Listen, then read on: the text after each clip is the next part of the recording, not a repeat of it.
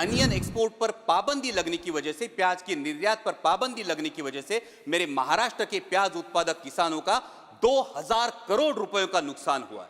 और इस पाबंदी की वजह से भला हो रहा है पाकिस्तान के किसानों का, क्योंकि मिडिल ईस्ट का मार्केट हो, यूरोप का मार्केट हो, ये पूरा पाकिस्तान अनियन ग्रोअर फार्मर्स के हाथ में चला गया है। हमने सरकार से सुना था कि पाकिस्तान की कमर तोड़ देंगे, ये तो इस निर्णय की वजह से पाकिस्तान के किसानों को भला हो रहा है, कमर मेरे किसानों की टूट रही है। भारत का एक स्तंभ किसानों को मानते हैं, तो ये मैं कहना चाहूंगा कि जब विकसित भारत की यात्रा होती है, दिल्ली में ठंड बहुत है, किसी को बताना नहीं पड़ता, ठंड बहुत है, हम महसूस करते हैं ठंड बहुत है।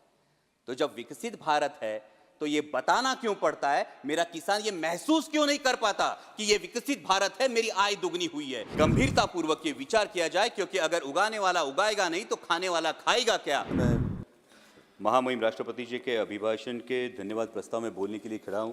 अध्यक्ष महोदय, महामहिम राष्ट्रपति जी ने एक बहुत ही अच्छी बात अपने अभिभाषण में कही, वो थी राष्ट्र सर्वोपरि। लेकिन राष्ट्र बनता किन चीज़ों से? राष्ट्र न सिर्फ इमारतों से बनता है, न सिर्फ पुलों से बनता है, न सिर्फ बजट के आंकड़ों से बनता है, न इंफ्रास्ट्रक्चर से बनता है। राष्ट्र बनता है उसके देशवासियों से, इंसानों से, और उनके दिलों में पनपते देशभक्ति के जज्बे से। और इन देशवासियों की परिस्थिति क्या है? हर देशवासी चाहता है अध्यक्ष महोदय कि वो एक भयमुक्त वातावरण में अपना जीवन व्यतीत करे, लेकिन मेरे चुनाव क्षेत्र में ऐसी परिस्थिति नहीं है। नेशनल वाइल्ड लाइफ सर्वे का अगर हम रिपोर्ट देखे थे, उसके अनुसार मेरे चुनाव क्षेत्र में 400 से 500 लेपर्ड्स का अधिवास है।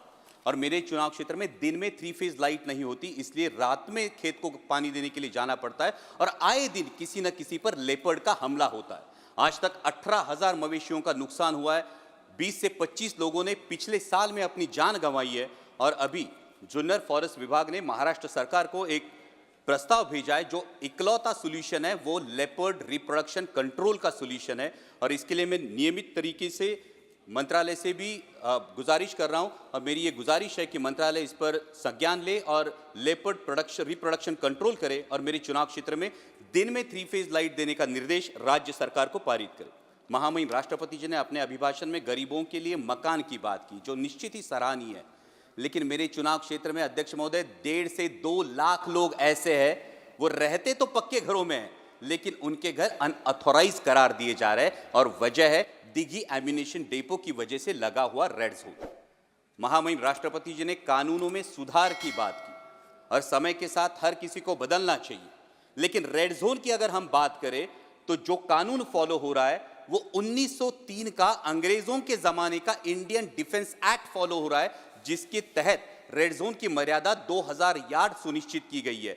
लेकिन 1970 का जो स्टैक रेगुलेशन है, स्टोरेज टेक्निकल एक्सप्लोजिव कमिटी का जो रेगुलेशन है यूनाइटेड नेशंस का, वो हमारे देश ने अडॉप्ट किया है, जिसके अनुसार 200 से 500 मीटर ही रेड जोन की मर्यादा होनी चाहिए। तो जब हम कानून के सुधार की बात करते हैं तो मेरी सरकार से ये गुजारिश है कि जो कानून हमने अडॉप्ट किया है उस पर अमल किया जाए, और 500 मीटर के आगे ये रेड जोन की मर्यादा से देशवासियों को राहत दी जाए।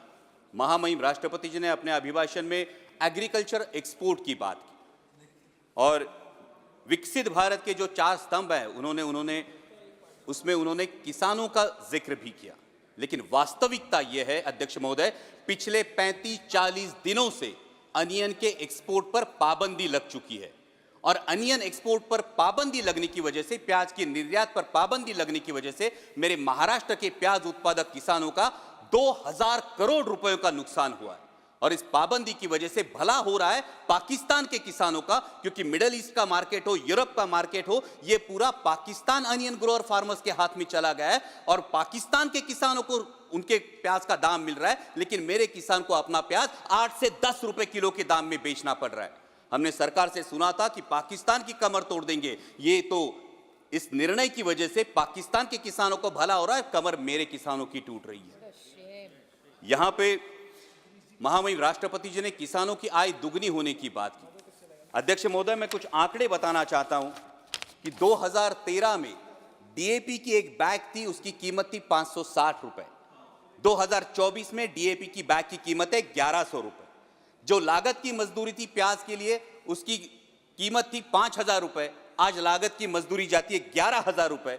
आज 2013 में प्याज बिक रहा था 20 रुपए किलो में, आज प्याज बिक रहा है 8 से 10 रुपए किलो में। 2013 में सोयाबीन बिक रहा था 6,000 रुपए क्विंटल के दरों में, आज सोयाबीन बिक रहा है 4,500 रुपए क्विंटल के दरों में। तो किसान की आय दुगनी हुई या 2 गुने से ज्यादा घट गई है? जब हम विकसित भारत का एक स्तंभ किसानों को मानते हैं, तो ये मैं कहना चाहूंगा कि जब विकसित भारत की यात्रा होती है, दिल्ली में ठंड बहुत है, किसी को बताना नहीं पड़ता, ठंड बहुत है, हम महसूस करते हैं ठंड बहुत है। तो जब विकसित भारत है तो ये बताना क्यों पड़ता है? मेरा किसान ये महसूस क्यों नहीं कर पाता कि ये विकसित भारत है, मेरी आय दुगनी हुई है? और ये मेरी दरख्वास्त है कि किसानों के बारे में गंभीरतापूर्वक ये विचार किया जाए, क्योंकि अगर उगाने वाला उगाएगा नहीं तो खाने वाला खाएगा क्या, ये सवाल बनता है।